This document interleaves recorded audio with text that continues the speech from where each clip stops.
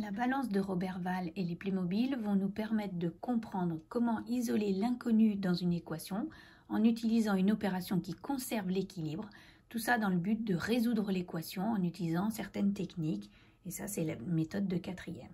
Donc dans un premier temps, on va regarder les opérations qui permettent de passer d'une égalité à une égalité équivalente. Donc on va comprendre en visualisant avec la balance de Roberval et les Playmobil. Pour l'addition, si on ajoute la même chose de chaque côté dans chaque membre d'une égalité, alors l'égalité reste en équilibre. Donc si j'ai deux Playmobil, un Playmobil A et un Playmobil B qui sont en équilibre, si j'ajoute le même chapeau de chaque côté, eh bien finalement le Playmobil avec son chapeau pour le A et le Playmobil avec son chapeau pour le B me permettent de garder l'équilibre de ma balance. Donc j'ai toujours la même égalité lorsque j'ai ajouté la même chose de chaque côté du symbole égal.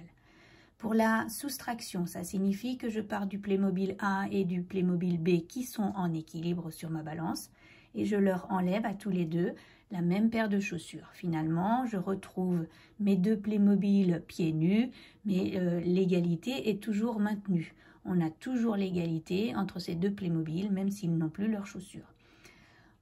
Pour la multiplication, si je multiplie chaque membre d'une égalité par le même nombre non nul, alors j'aurai encore l'égalité. Donc je pars de mes deux Playmobil A et B et je vais multiplier par le même nombre de chaque côté. Ici, dans cet exemple, on a multiplié par 3 à gauche, donc on va multiplier par 3 à droite. Eh bien, mes 3 Playmobil bleus sont en équilibre avec les 3 Playmobil verts. Et puis si je fais une division par le même nombre de chaque côté du symbole égal, je conserve l'équilibre à condition que ce nombre ne soit pas nul. Eh bien, je divise par la même quantité de chaque côté, c'est-à-dire ici par exemple je divise par 2 le Playmobil A, je divise par 2 le Playmobil B, eh bien je conserve l'égalité. On a divisé par le même nombre non nul de chaque côté du symbole égal. En mathématiques, on va formaliser en disant pour l'addition, si j'ai A égale à B, eh bien alors A plus C est égal à B plus C. J'ai ajouté C de chaque côté de mon égalité, de mon symbole égal.